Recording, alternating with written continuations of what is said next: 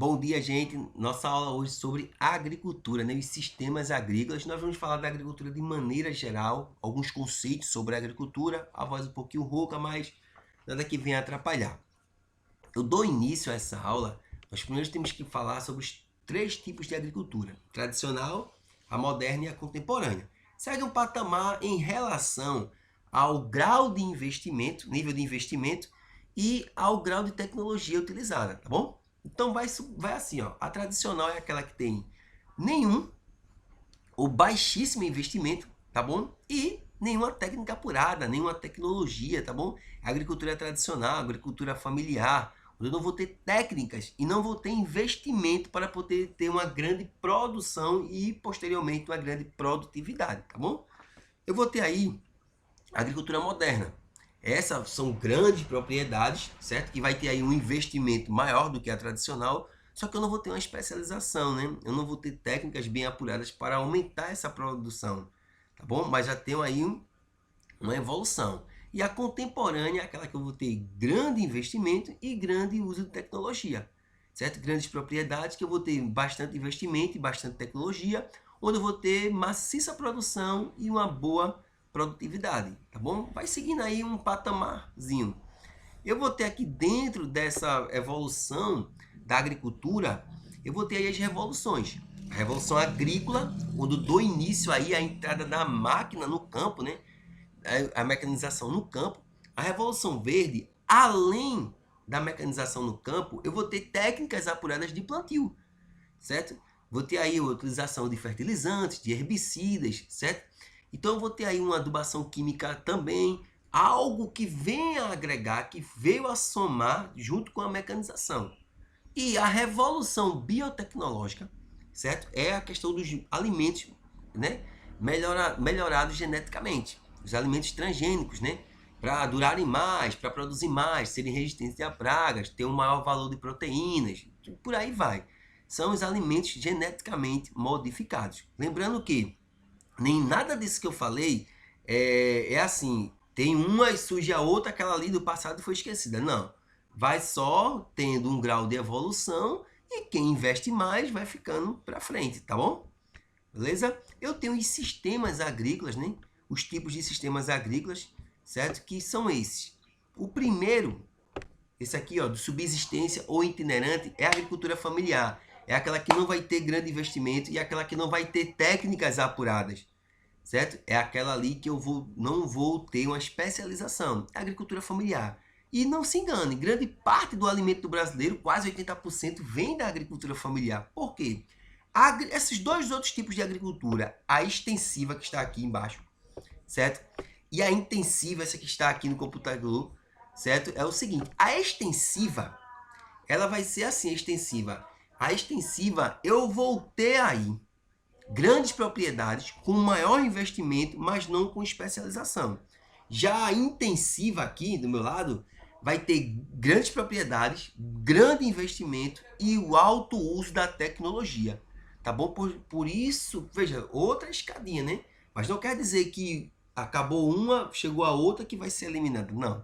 É só de acordo com o grau de tecnologia e o nível de investimento. Tá certo?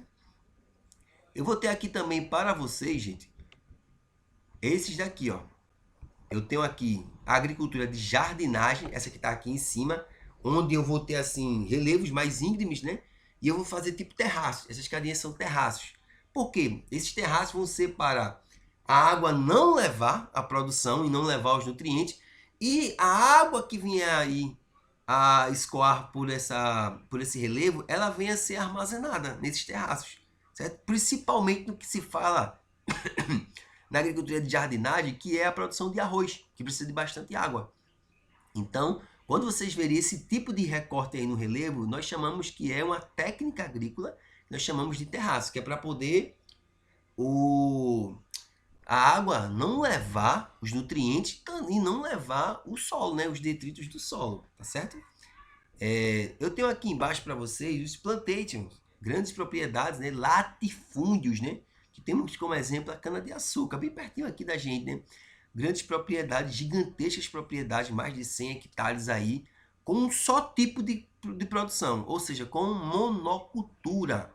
São os planteios, que isso vem desde a época do período colonial, tá bom? E eu vou ter aqui os cinturões verdes ao meu lado, né? Normalmente essa classificação nós deixamos aí lá para os Estados Unidos, certo? Os cinturões verdes, né, são os hortifrutigranjeiros, né? São proprietários de terra que produzem, que tem a produção pecuária, animal e agrícola, né, das plantas e vegetais. Para quê? Aos arredores dos grandes centros das cidades. São os cinturões verdes, certo? Produtores, certo? Que produzem seus alimentos para abastecer os grandes centros urbanos. Normalmente, os cinturões verdes estão ao redor dos grandes centros urbanos. E os belts, gente, os belts também uma classificação, que quer dizer, cinturão. Os belts são assim, são áreas de acordo com os fatores históricos, de clima, que vai ter determinado tipo de plantio. Eu poderia dizer assim, o belts da cana-de-açúcar, certo? Uma área de abrangência onde só é plantado cana-de-açúcar. Deu para entender? Belts do algodão, belts do mamão, belts da laranja.